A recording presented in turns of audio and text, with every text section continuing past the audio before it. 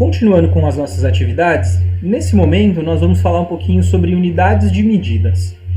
O que são as unidades de medidas? Basicamente, elas são uma forma que o ser humano encontrou para poder dar nome, conseguir colocar quantidade nas coisas que ele via ao seu redor, no seu cotidiano. Então, desde muito tempo, a gente já sabe que o ser humano teve uma necessidade importante que era contar as coisas.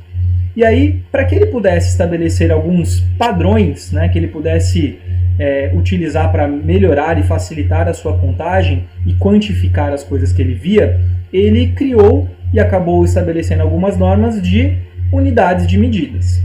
Essas unidades, elas têm duas características principais.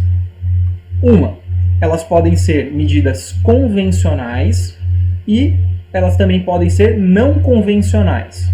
Bom, qual é a diferença básica entre elas? Uma medida convencional é uma medida que ela não apresenta variação. Então, por exemplo, vou colocar aqui na tela para vocês, vai aparecer aqui, algumas medidas que nós utilizamos, nós enquanto humanidade, nós utilizamos elas diariamente, ou enfim, em algumas situações, e elas não apresentam variação no seu tamanho, na sua grandeza.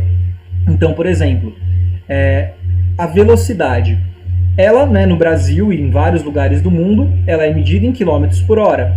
Quem utiliza carro pode perceber ali que no velocímetro, o aparelho que mede a velocidade dos carros, está lá em quilômetros por hora. O termômetro, ele apresenta para a gente, esse aparelhinho aqui, eu trouxe um...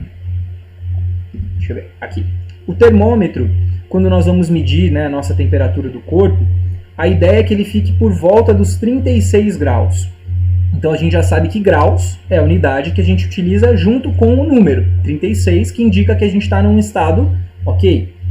Tudo que for acima dos 36, ou a gente pode pensar ali principalmente, porque pode haver variações pequenas de temperatura. Então, acima dos 37, quando a gente vai subindo dessas temperaturas, a gente começa a entender que há uma relação direta com a quantidade de calor, com a temperatura. Podendo, por exemplo, pessoas que estão no 38, 39, 40 graus estar apresentando algum nível de enfermidade. Podem estar se sentindo mal, doentes, por conta da febre. Então é uma forma da gente medir a temperatura. Deixa eu voltar aqui a tela para a gente. O tempo, é uma unidade de medida basicamente universal. Então a gente consegue perceber ali alguns sinais. Hora, minuto e segundo. São as formas que nós utilizamos. Claro que a gente pode pensar em outras escalas. Por exemplo, dias, semanas, meses, anos. São formas da gente pensar nisso também. A altura, a gente utiliza também altura e distância. Aqui no Brasil e em muitos outros países, nós utilizamos o sistema métrico.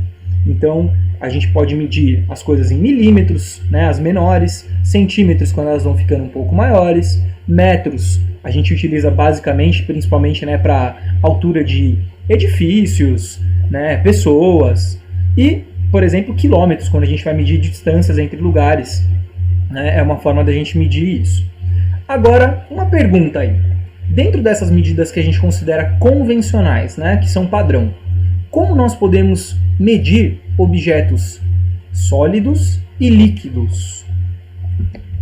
Então, por exemplo, como eu faço para saber quanto mede isso aqui? Como eu sei quanto mede isso aqui? Um saco de farinha, que é um objeto sólido. O outro que eu apresentei, uma garrafa de refrigerante, um objeto líquido. Escreva aí no seu caderno quais são, como a gente pode medir ou como nós usualmente utilizamos essas unidades de medida. Quais são as unidades de medida para medir líquidos e sólidos? Escreva aí.